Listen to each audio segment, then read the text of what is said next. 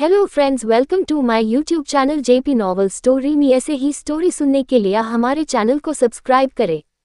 86 इश्क रोग। इश्क अपने कपड़े लेकर वहां से जाने लगी, लेकिन अग्नि ने उसका हाथ पकड़कर उसे रोका और वापस उसे क्लोजर से लगा दिया। इश्क अपनी बढ़ती हुई धड़कनों के साथ उसे देखने लगी। वो कुछ कहती उससे पहले ही अग्नि उस पर झुका। वो बिल्कुल इश्क के चेहरे के करीब होकर बोला, आज पहली बार मुझे किसी ने अपने सामने झुकाया है। इश्क मुस्कुराकर बोली, किसी को प्यार करना झुकना नहीं होता। अग्नि एक्सप्रेशनलेस होकर बोला, लेकिन मुझे ऐसा प्यार नहीं चाहिए। इनफैक्ट मुझे प्यार ही नहीं चाहिए। बिना प्यार के मैं अपनी लाइफ में बहुत खुश हूँ। अगर तुम सोच रही हो कि तुम्हारे साथ मैं पूरी जिंदगी बिताऊंगा तो तुम गलत सोच रही हो। मैं कभी भी एक लड़की के साथ नहीं रह सकता। तारांकन मेरी कमजोरी है। न जाने कितनी बड़ी ही लड़कियों के साथ रिलेशन रहे हैं मेरे। लीजा मेरी गर्लफ्रेंड है और हो सकता है कल ही तुम मुझे फिर से उसके साथ देखो, किसी भी हालत में। You know what I mean. उसकी बातें सुनते हुए इश्क का दिल टूट रहा था। वो इमेजिन भी नहीं कर सकती थी अग्नि का किसी और लड़की के साथ होना। आज से पहले अग्नि की लाइफ में चाहे को ई भी हो, लेकिन अब अगर उसकी जिंदगी में कोई आता तो वो जीते जी मर जाती है। लेकिन वो फिर भी मुस्कुराए और बोली, मैंने कहा ना आपसे, मैं इश्क करती हूँ आपसे, और अगर मेरे इश्क की हार हुई तो वो मेरी किस्मत। अब मैं जाऊं। बोलते हुए उसने अपना चेहरा हिलाया और अपने हाथों में पकड़े हुए कपड़ों की तरफ देखा। अग्नि ने कुछ नहीं कहा, बस पीछे हट गया और फिर इश्क को जाते हुए देखने लगा।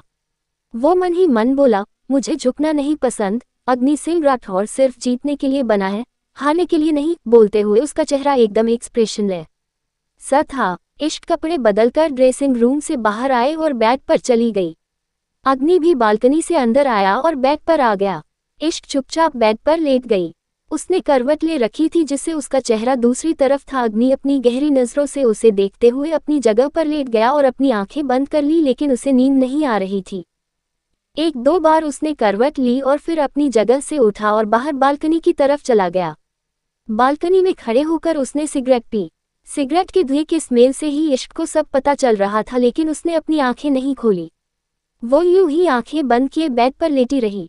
अग्नि को बिल्कुल नहीं पता था कि वो सो रही है या जाग रह बड़ी ही है। वो उसकी तरफ देख भी नहीं रहा था।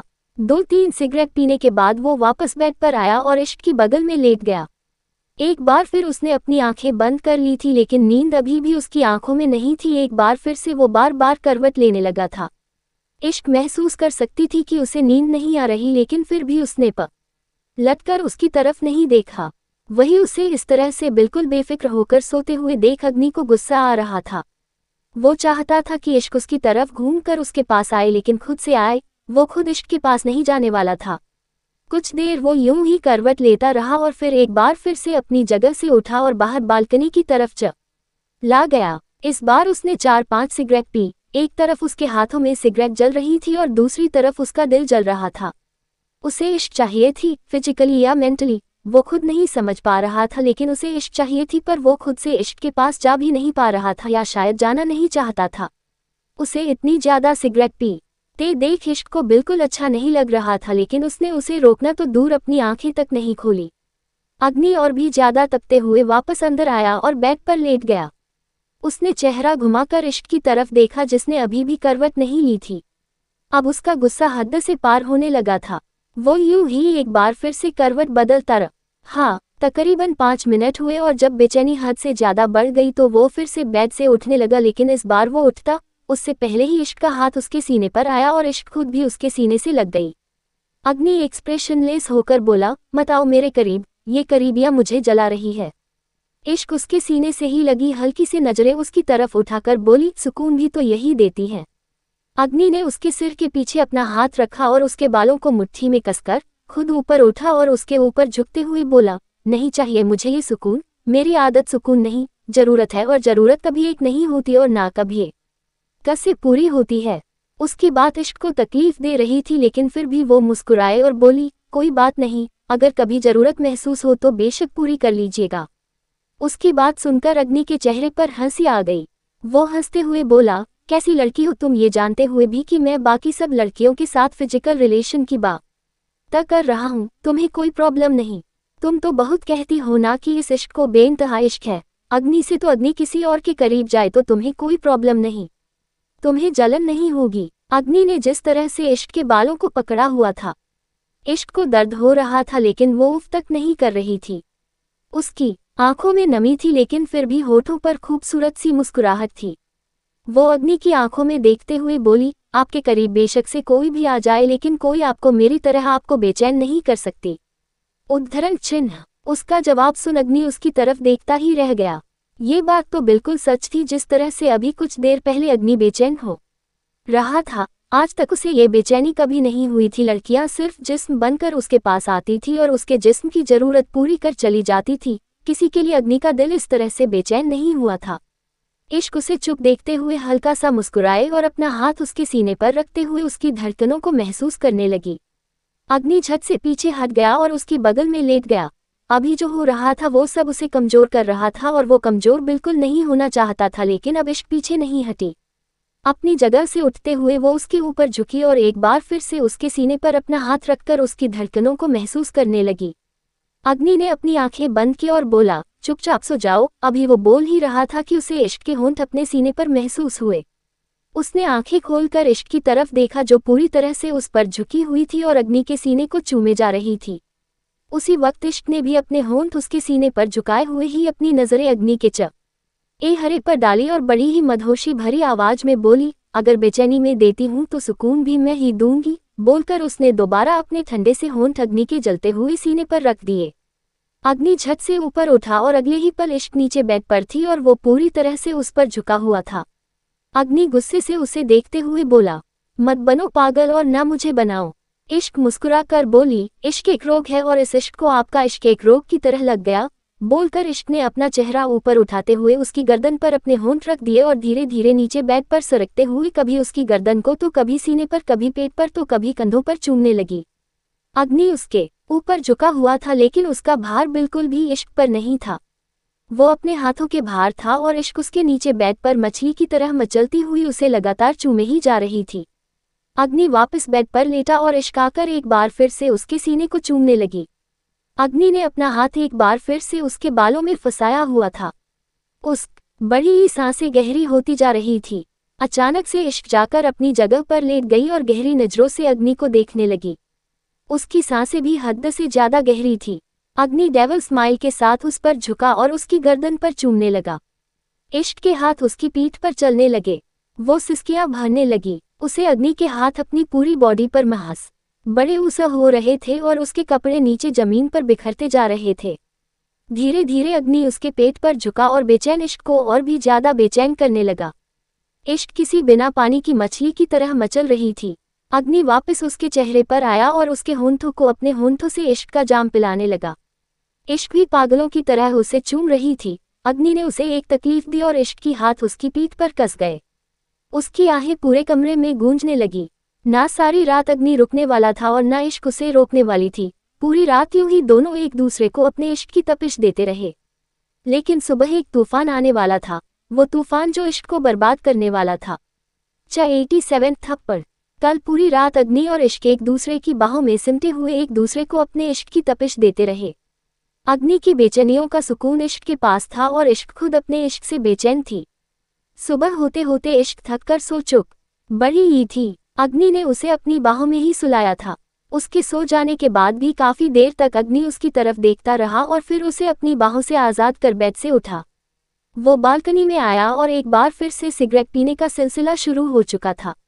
सिगरेट उसकी ऐसी कमजोरी थी जो उसे तकरीबन 15 साल की उम्र में लग चुकी थी और तब से लेकर आज तक ये कमजोरी दूर नहीं हुई और अब सिगरेट से भी ऊपर उसे इश्क का नशा होता जा रहा था, जिसकी तालाब जितनी वो मिटाना चाहता उतनी ही बढ़ती जाती।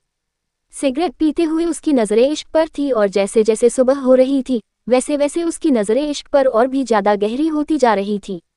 तकरीबन 7 बजे वो कमरे के अंदर वापस आया और क्लोजेट से अपने कपड़े निकाल कर बाहर रखे। वो शॉवर लेने वॉशरूम में गया और फिर टॉवल पहनकर वॉशरूम से बाहर आया। बाहर आते ही उसने एक बार फिर से इश्क की तरफ देखा जो अभी भी सुकून से सो रही थी। अग्नि ने अपने कपड़े पहने और फिर तैयार होकर रूम से बाहर निकल गया। नीचे हाल में फिलहाल कोई भी नहीं था। चारों तरफ शांति थी, लेकिन ये शांति कुछ ही वक्त की थी क्योंकि अभी कुछ ही देर में यहाँ पर एक तूफान आने वाला था। अग्नि बाहर पार्किंग एरिया में आया और अपनी गाड़ी में बैठकर वहां से निकल गया। तकरीबन 8 बजे। आश्क का कमरा। इश्क की आंखें खुली और आंखें खुलते ही उसने अपनी बगल में देखा, जहां पर अग्नि नहीं था।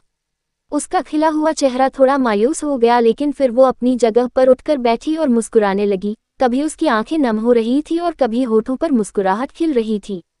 उसे खुद समझ नहीं आ रहा था कि वो क्या महसूस कर रही है। कुछ देर बाद वो अपने सीने पर अपना हाथ रख मन ही मन बोली, जितना विश्वास एक इंसान को अपने भगवान पर होता है ना, उससे भी ज्यादा विश्वास मुझे आप पर है। आप कहते हैं कि आप और लड़कियों के करीब जाएंगे। हाँ, जाएंगे आप करीब, लेकिन उस तरह से नहीं जिस तरह आप मेरे करीब आते हैं। आपको आपके इश्क का पर एतबार हो ना हो, मुझे अपने इश्क पर है। आप कबूल नहीं करते, लेकिन मेरा दिल कहता है कि सिर्फ इस इश्क को बेइंतहा इश्क नहीं है आपसे, आपको भी इस इश्क से बेइंतहा इश्क हो चुका है। बोलकर वो मुस्कुराए और खुद को समेटते हुए बेड से उठी। उसने भी शावर लिया और तैयार होने लगी।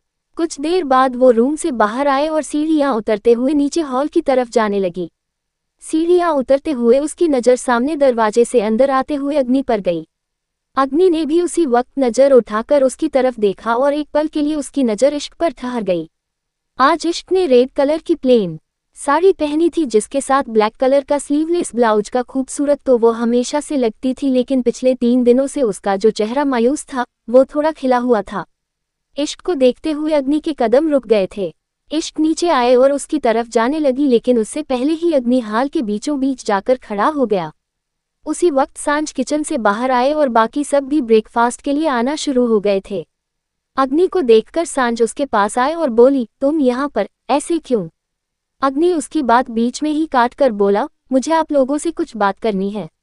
इश्क का दिल जोरों से धक धक कर रहा था। उसे कुछ भी अच्छा नहीं लग रहा था। ना जाने क्यों एक बेचैनी सी महसूस हो रही थी। अन्य और निया अपने कमरे से डाइनिंग टेबल की तरफ आ रहे थे।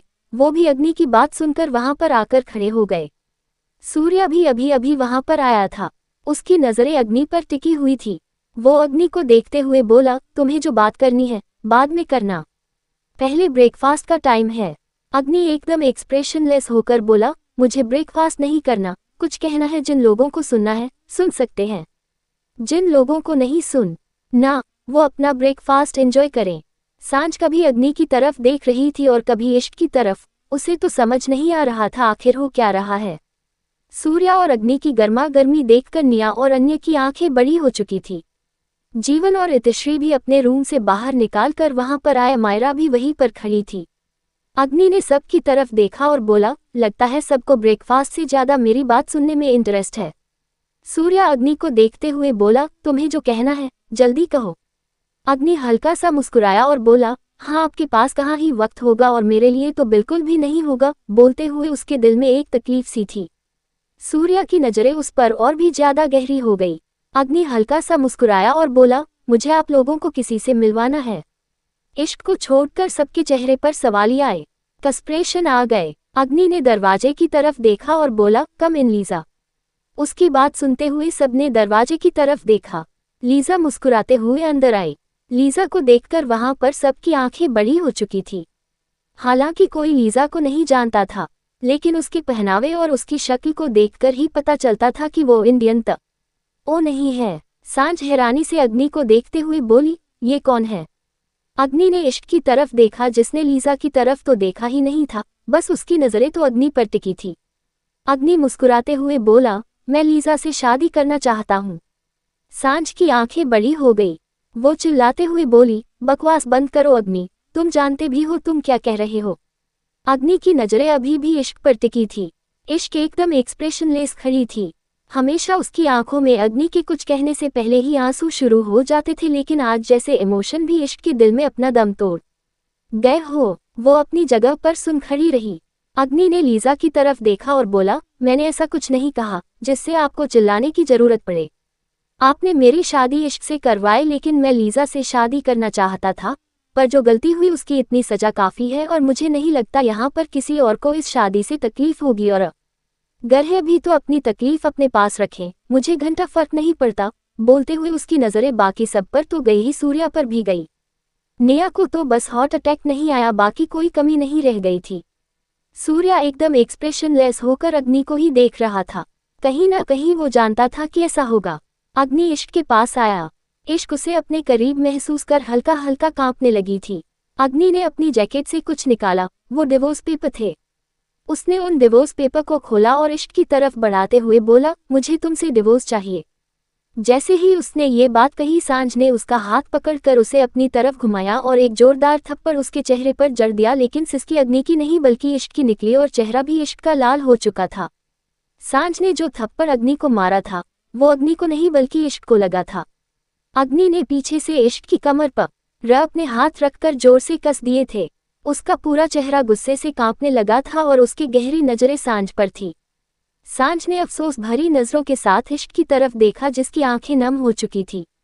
वो कुछ बोलती उससे पहले ही इश्क अग्नि की तरफ घूमी और उसे देखते हुए बोली, फिक्र मत कीजिए, ज्यादा जोर से नहीं लगा। अग्नि ने दांत पीसते हुए उसे देखा और बोला, एक थप्पड़ क्या हजारों थप्पड़ बर्दाश्त कर सकता हूँ। जिसने जन्म दिया है वो जान भी ले ले तो उफ तक नहीं करूंगा। तुम्हारा एहसान नहीं चाहिए मुझे। इश्क नम आंखों में हल्का सा मुस्कुराए और बोली, आप बर्दाश्त कर सकते होंगे खुद पर कुछ भी, मैं तो एक आंच भी आप पर बर्दाश्त नहीं कर सकती। अग्नि गुस्से से उसे देखता रहा और इश्क उसे अपनी इश्क के लिए तरसती नजरों से। 88 आई वॉन्ट हर डेड। अग्नि और इश्क दोनों ही एक दूसरे की तरफ देख रहे थे।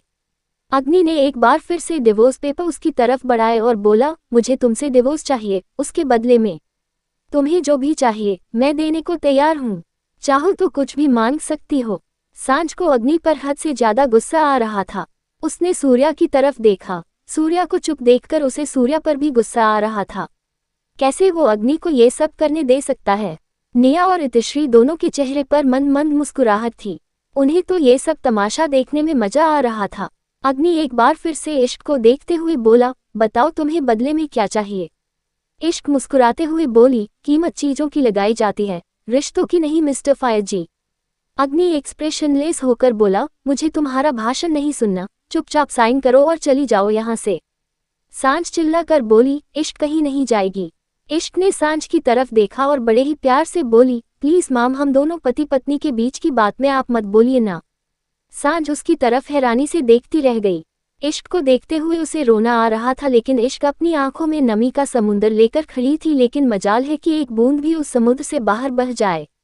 इश्क ने मुस्कुराते हुए दोबारा अग्नि की तरफ देखा और उसके हाथों से वो डिवोर्स पेपर लिए और उन डिवोर्स पेपर्स को पढ़ने लगी। अपने डिवोर्स पेपर देखकर उसका दिल बुरी तरह से कांप रहा था।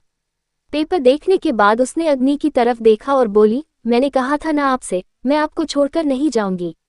अग्नि तुरंत से बोला, लेकिन मुझे तुम्हारे साथ नहीं रहना। इश्क मुस्कुराते हुए बोली, मैंने कहा था ना आपसे, मुझे इश्क हो गया है आपसे। अग्नि ने अपने माथे पर अपना हाथ रखा और फ्रस्ट्रेट होकर बोला, मुझे तुम में और तुम्हारे इश्क दोनों में ही कोई इंटरेस्ट नहीं, साइन करो और जाओ यहाँ से। इश्क मुस्कुराते हुए फिर से बोली, आप अपनी कही हुई बातें बदलते हैं क्या। अग्नि ने सवालिया नजरों से उसे देखा और बोला, बिल्कुल नहीं। इश्क की मुस्कुराहट और भी ज्यादा लंबी हो गई। उसने एक नज़र लीजा को देखा और बोली, तो मैं अपनी बातें कैसे बदल दूं। आपकी बीवी हूं मैं, आपका असर तो मुझ पर होगा ही ना। अग्नि एक्सप्रेशनलेस होकर बोला, मतलब तुम मुझे तलाक नहीं दोगी। इश्क बड़ी ही गहरी आवाज में बोली, मैं मर जाऊंगी आपके बिना। अग्नि का दिल जोरों से धड़क उठा। वो भी एकदम से बेदिल होकर बोला, किसी के जीने मरने से मुझे फर्क नहीं पड़ता। वहां पर सब खड़े इश्क और अग्नि की बातें सुन रहे थे। सांझ का दिल इश्क के लिए रो रहा था, लेकिन चाहते हुए भी वो कुछ नहीं कर पा रही थी। अब तो वो इश्क की तरफ देख भी नहीं पा रही थी, लेकिन कोई और था जो इश्क की इस हालत को देखकर खुद को रोक नहीं पा रहा था। अमायरा इश्क और अग्नि के पास आए और अग्नि को देखते हुए बोली, आप ये क्या कर रहे हैं ब्रो, प्लीज इश्क को इस तरह से हट मत कीजिए। अग्नि ने एक्सप्रेशनलेस होकर उसे देखा और बोला, मुझे बिल्कुल पसंद नहीं कोई मेरे मामले में बोले, फिर चाहे वो कोई भी हो। अमायरा भी चुप होकर रह गई। अग्नि ने इश्क के हाथों से डाइवोर्स पेपर लिए और इश्क का हाथ पकड़कर उसे टेबल के पास लेकर आया। उसने डाइवोर्स पेपर टेबल पर फेंके और इश्क के हाथों में पेन पकड़ाते हुए बोला, साइन करो इन पर। बोलकर उसने इश्क की कलाई को छोड़ दिया। इश्क ने अपनी कलाई की तरफ देखा, जहां पर अग्नि की उंगलियां छप चुकी थी। उसने उन डाइवोर्स पेपर को टेबल से उठाया और उनकी तरफ देखते हुए बोली, इसमें लिखा है कि हम दोनों के डिवोर्स को 1 महीना लगेगा। अग्नि तुरंत से बोला, लेकिन मैं 1 महीना इंतजार नहीं कर सकता। जब हम दोनों डिवोर्स ले रहे हैं तो 1 महीने का इंतजार क्यों करना। तुम साइन करो और यहाँ से चली जाओ। इश्क ने उन डिवोर्स पेपर को फोल्ड किया और बोली, लेकिन मुझे 1 महीना चाहिए, अगर हम दोनों के डिवोर्स को 1 महीने का वक्त लगेगा तो इन पर साइन भी मैं 1 महीने बाद करूंगी, और अगर आपको मुझसे डिवोर्स लेना है तो आपको मेरी ये शर्त माननी पड़ेगी, वरना मैं आपको डिवोर्स नहीं दूंगी। अग्नि का दिल जैसे धड़कने से रुकने लगा था। ये बात सुनना कि इश्क उसे डिवोर्स दे रही है, ये बात उसे एक अलग की तरह की बेचैनी दे रही थी। हालांकि वो खुद उससे डिवोर्स मांग रहा था, लेकिन अब वो इस बात को भी एक्सेप्ट नहीं कर पा रहा था कि हाँ, इश्क उसे डिवोर्स दे देगी। इश्क की नज़र लगातार उसके चेहरे पर ही बनी हुई थी। अग्नि गुस्से से बोला, लेकिन इतना सब ड्रामा क्यों करना? मैंने कहा है ना तुमसे, तुम्हें जो चाहिए वो तुम ले सकती हो। पैसे, प्रॉपर्टी, जो चीज़ चाहिए वो बताओ। 5 करोड़, 10 करोड़, 15 करोड़, जितना मांगोगी उतना मिलेगा। तुम्हें जहाँ रहना है वहाँ रह सकती हो। बंगला, गाड़ी, किसी चीज़ की कमी नहीं होगी, बस मेरी जिंदगी से चली जाओ। इश्क ने मुस्कुराकर धीमे से बोली, ऐसा तो लोग नफरत में नहीं करते जैसा आप इश्क में कर रहे हो। अग्नि उसकी मुस्कुराहट देखकर और उसकी बात सुनकर और भी ज्यादा पागल हो रहा था। इश्क लीजा की तरफ बढ़ने लगी। अग्नि जल्दी से उसकी तरफ घुमा। इश्क लीजा के सामने आकर खड़ी हुई और उसे देखते हुए बोली, do you love mister Rathore? Lisa expressions होकर बोली, यस आई लव हिम। इश्क ने मुस्कुराकर पूछा, हाउ मच? लीजा एटीट्यूड से बोली, मोर देन यू।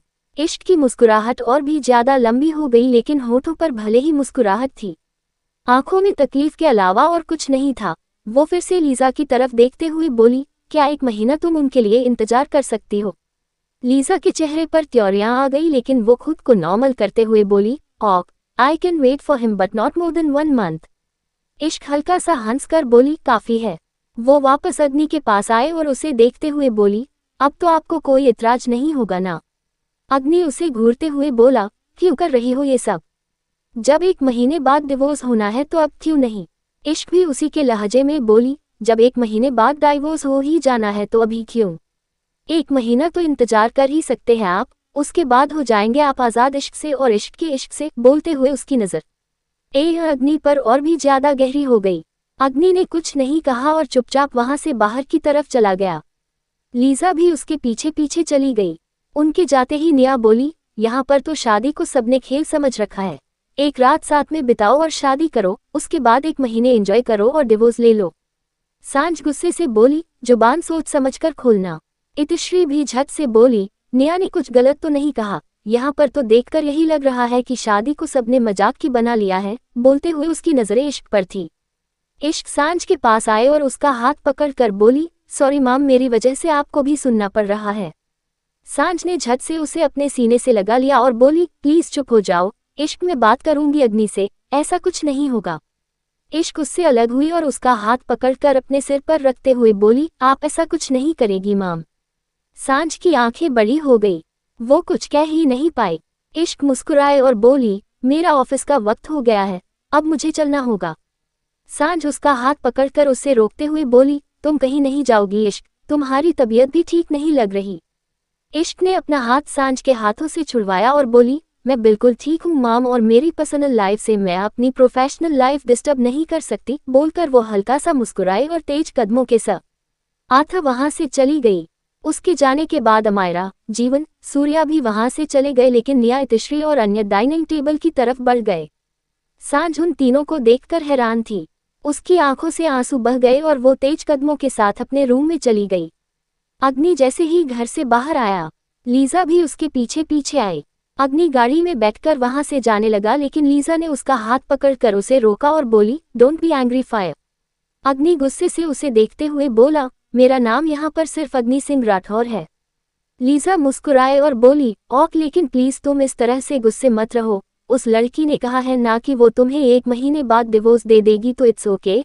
वैसे भी हमें इन सब की जरूरत नहीं, हम दोनों तो वैसे भी टाइम स्पेंड कर सकते हैं ना, वी कैन डू दैट। बोलते हुए वो अग्नि के बिल्कुल करीब हुई और उसके चेहरे पर अपनी उंगली चलाने लगी। अग्नि ने तेज सांस लेते हुए उसकी कलाई को पकड़ा और एक झटके से खुद पर से हटाते हुए बोला, मुझे मेरी इजाजत के बिना कोई छुए मुझे बिल्कुल नहीं पसंद।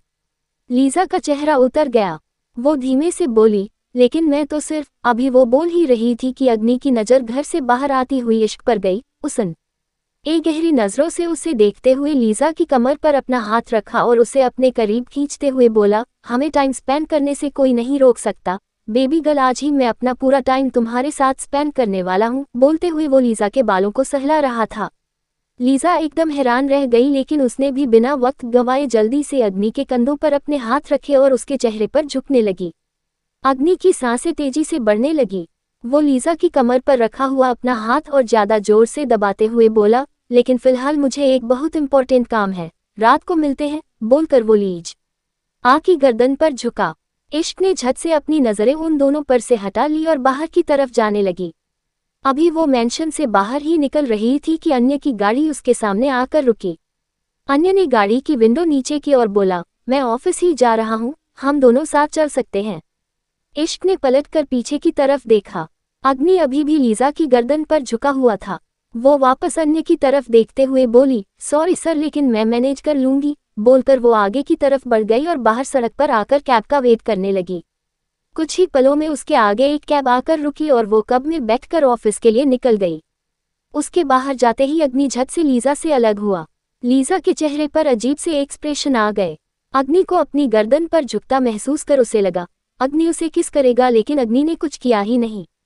अग्नि तेज कदमों के साथ गाड़ी में ड्राइविंग सीट की तरफ आया और गाड़ी में बैठकर वहां से निकल गया। लीजा बस उसे जाते देखते रह गई। तभी उसका फोन बजा। उसने देखा तो उसके डैड विलियम का फोन था। उसने कॉल रिसीव किया। सामने से विलियम ने कुछ कहा, जिसे सुनकर लीजा मुस्कुराते हुए बोली, यस डैड, आपने जो कहा था मुझे कुछ वैसा ही फील हो रहा है, पर आप जानते हैं ना, मुझे जो चाहिए वो हर कीमत पर चाहिए।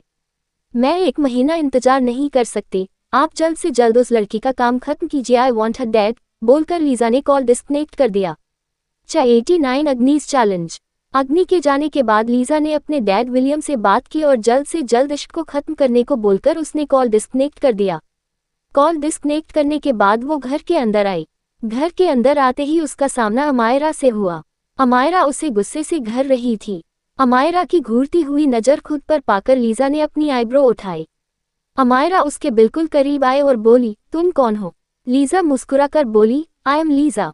अमायरा गुस्से से बोली, तुम जहां से आए हो चुपचाप वहीं वापस चली जाओ, मेरे घर में तुम्हारे लिए कोई जगह नहीं। मेरी इश्क और मेरे ब्रो अग्नि को अलग करने की सोचना भी मत। इश्क ने तुमसे कुछ नहीं कहा, लेकिन मैं तुम्हें यहाँ बर्दाश्त नहीं करने वाली। लीजा एक्सप्रेशनलेस होकर बोली, and who are you to get me out of here? तुम मुझे यहाँ से बाहर निकलने वाली कौन होती हैं? अमायरा के चेहरा गुस्से से बिल्कुल लाल हो गया और वो ऊंची आवाज में बोली, मेरे बारे में जानना तुम्हारे लिए बिल्कुल भी जरूरी नहीं, बस इतना जान लो कि तुम मेरे ब्रो और इश्क को अलग नहीं कर सकती। लीजा हल्का सा मुस्कुराए और बोली, वेल, मैं तुम्हारे बारे में जानना भी नहीं चाहती, मैं यहाँ पर सिर्फ अग्नि के लिए हूँ। अगर अग्नि मुझे यहाँ से जाने के लिए बोल देता है तो मैं चुपचाप चली जाऊंगी, और वैसे भी मैं यहाँ सिर्फ कुछ दिनों के लिए हूँ। एक बार अग्नि का डिवोर्स हो जाए उसके बाद हम दोनों ही यहाँ से रशिया जाने वाले हैं, सो उसके बाद do the hell with your इश्क, बोलकर लीजा वहां से चली गई। अमायरा बस उसे जाते देखती रह गई। उसका चेहरा और भी ज्यादा गुस्से से कांपने लगा था। अग्नि अपनी गाड़ी में था और उसकी गाड़ी इश्क की गाड़ी के पीछे ही थी। उसकी आंखों के सामने अभी भी इश्क का चेहरा घूम रहा था।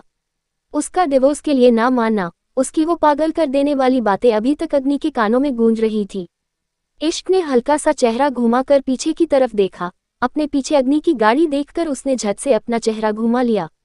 जैसे ही उसने अग्नि की गाड़ी को देखा, अग्नि की नजरें भी उस पर गई और जैसे ही इश्क ने अपना चेहरा घुमाया, अग्नि ने अपना पैर रेस पर दबाया और अगले ही पल उसकी गाड़ी इश्क की गाड़ी को क्रॉस करते हुए वहां से निकल गई।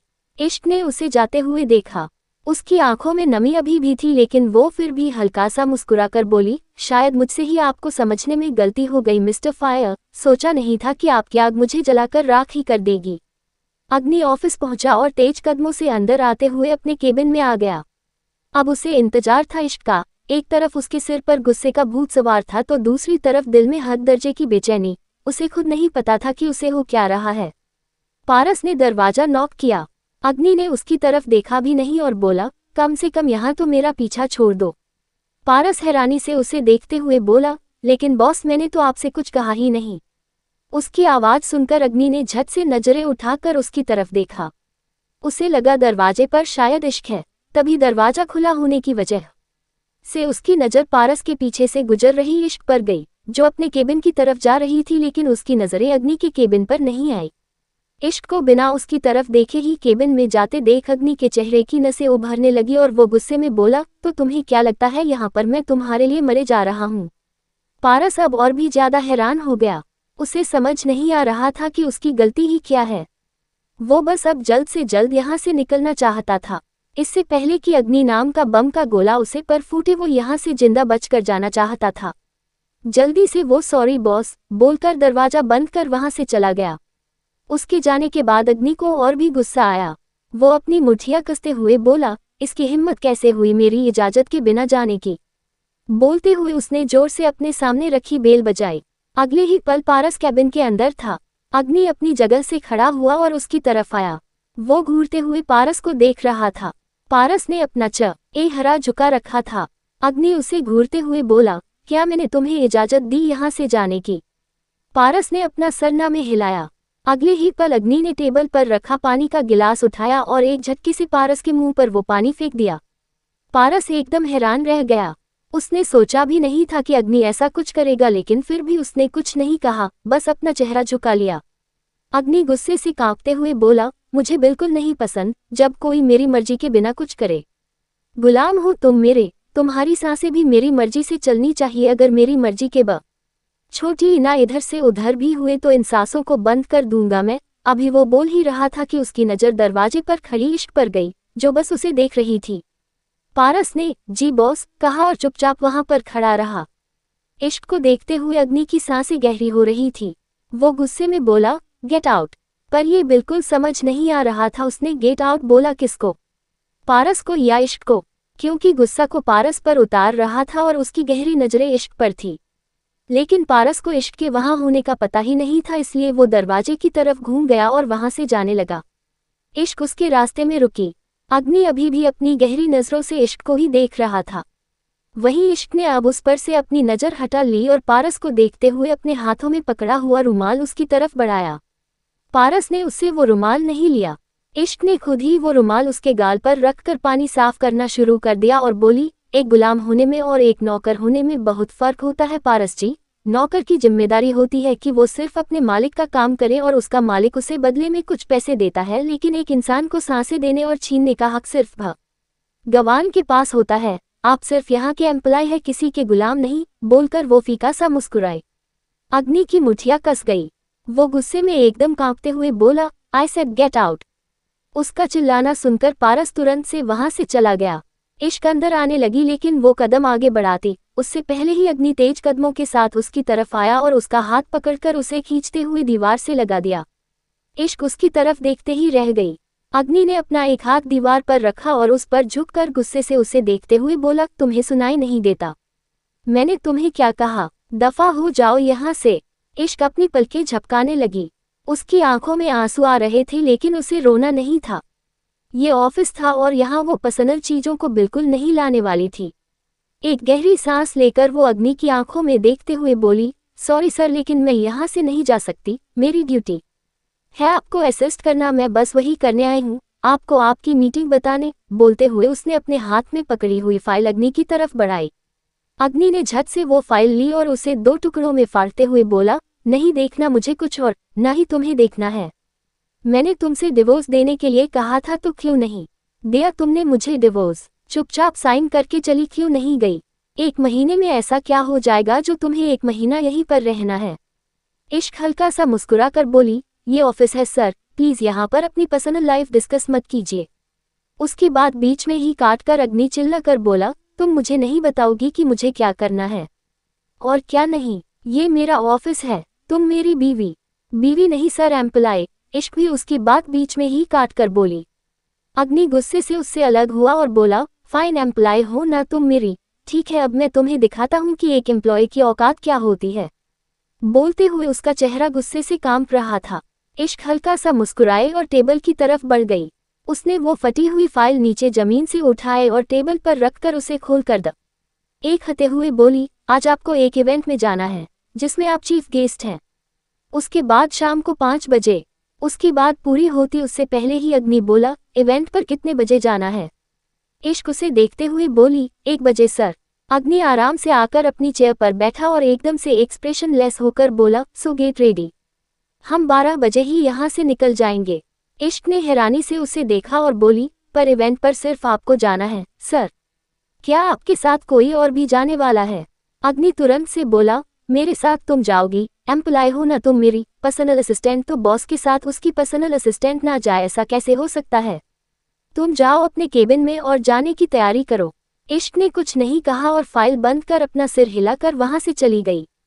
अग्नि एकदम एक्सप्रेशनलेस होकर उसे जाते हुए देख रहा था। उसने अपने हाथों को जोड़ा और अपनी उंगलियों को आपस में उलझाकर अपने चेहरे के पास लाते हुए बोला, बहुत इश्क है ना तुम्हें इस अग्नि से, चलो अब थोड़ी नफरत करवाता हूँ। बोलते हुए उसकी आंखें बेहद लाल नजर आ रही थी। इश्क अपने केबिन पर काम कर रही थी कि तभी दरवाजा नॉक हुआ। उसने दरवाजे की तरफ देखा तो सामने पारस खड़ा था। पारस को अपने सामने देखकर उसे हैरानी हुई। उसने पारस को अंदर आने की परमिशन दी। पारस उसके सामने आकर खड़ा हुआ और टेबल पर एक पैकेट रखा। उस पैकेट को देखते हुए इश्क के चेहरे पर सवालिया एक्सप्रेशन आ गए। पारस अपना सिर झुकाए हुए बोला, ये अग्नि सर ने आपके लिए भेजा है। आपको अग्निकर के साथ इवेंट में यही पहन कर जाना है।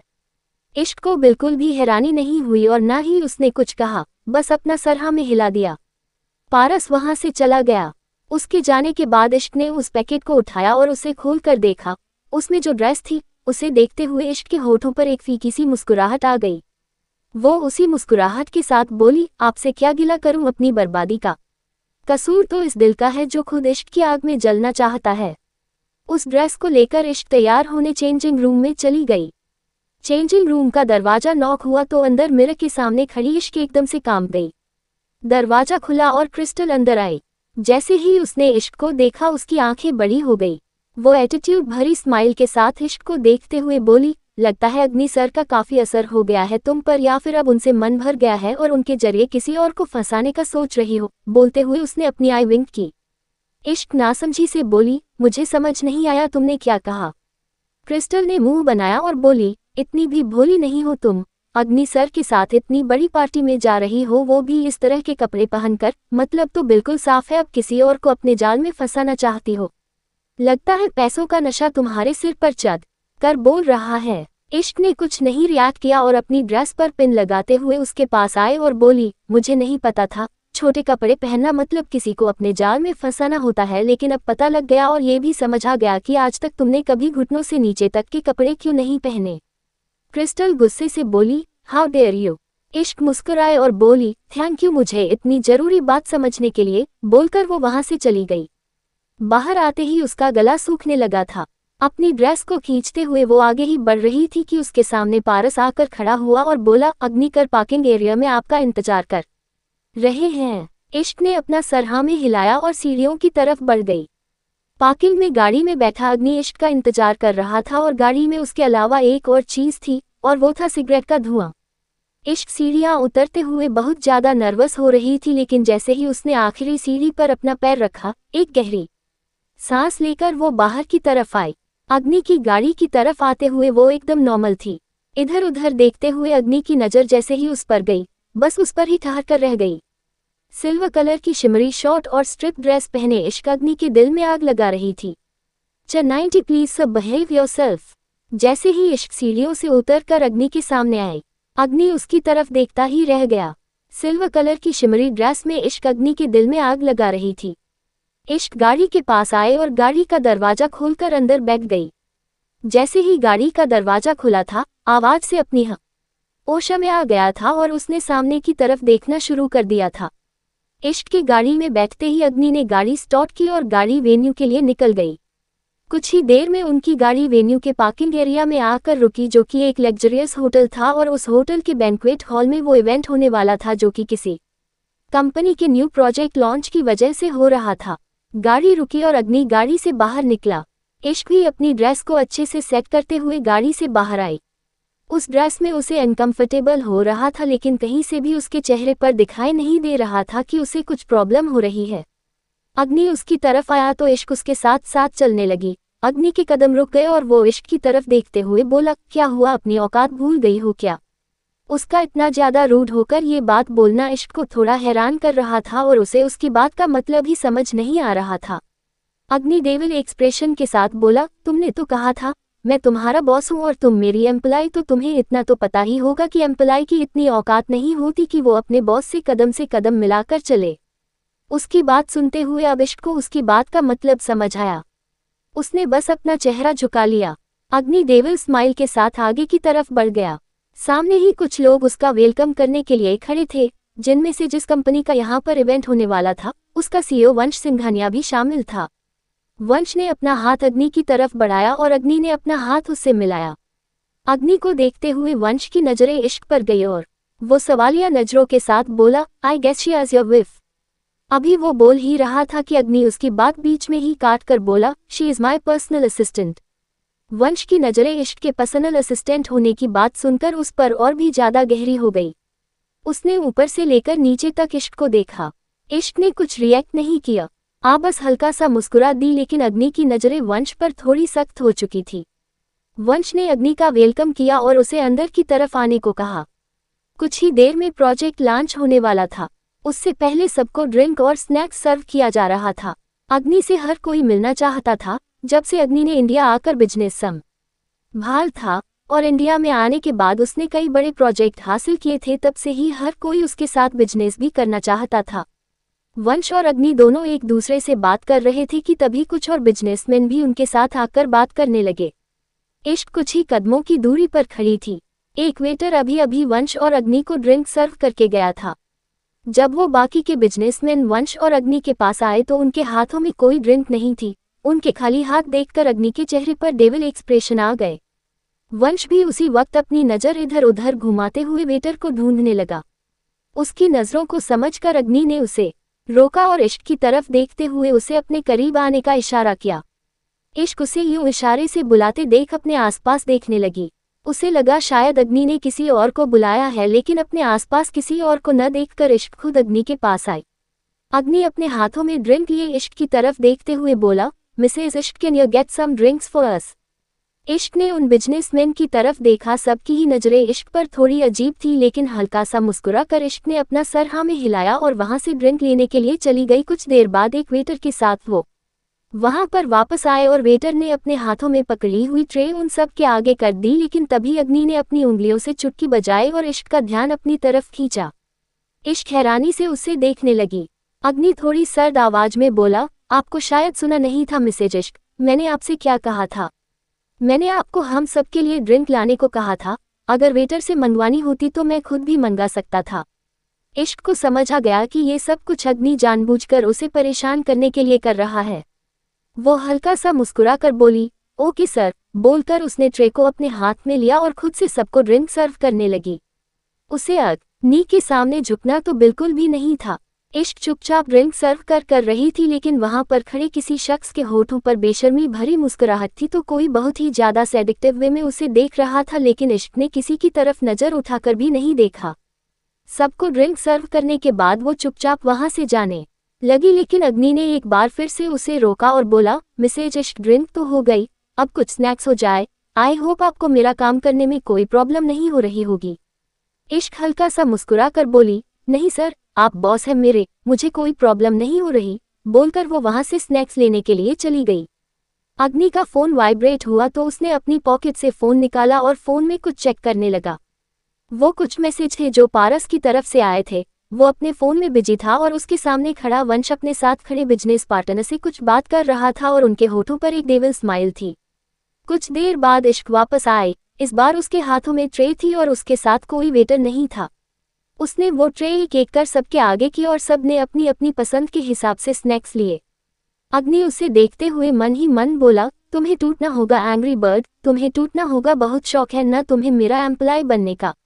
अब पता चलेगा तुम्हें कि अग्नि सिंह राठौड़ को चैलेंज करना तुम्हें कितना भारी पड़ सकता है। स्नैक सर्व करने के बाद इश्क वहां से चली गई। तभी प्रोजेक्ट लॉन्च होने का टाइम हो चुका था। सब स्टेज की तरफ जाने लगे और वंश ने अग्नि को भी अपने साथ चलने के लिए कहा, क्योंकि ये सब कुछ अग्नि के हाथ से ही होने वाला था। इश्क को अपनी गहरी नजरों से देखते हुए अग्नि ने उसे अपने हाथों में पकड़ा हुआ खाली ड्रिंक का गिलास लेने के लिए इशारा किया। इश्क ने उसके हाथ से वो ड्रिंक का गिलास लिया और वहां से चली गई। उसके जाने के बाद अग्नि भी वंश के साथ स्टेज की तरफ चला गया। कुछ ही देर में सब कुछ हो चुका था। प्रोजेक्ट लॉन्च के बाद अग्नि पारस से फोन पर बात करने के लिए थोड़ा साइड में आ गया था। जब वो वापस आया तो उसकी नजरें इधर उधर घूम रही थी। वो इश्क को ढूंढ रहा था लेकिन इश्क उसे कहीं भी नजर नहीं आ रही थी। वहीं दूसरी तरफ बैंक्वेट हॉल के वॉशरूम एरिया में इश्क रो रही थी।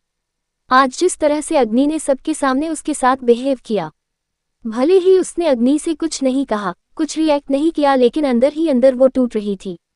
जब उसकी आंखों के आंसू आंखों के अंदर सिमटना मुश्किल हो गए तो वो वॉशरूम में आ गई थी।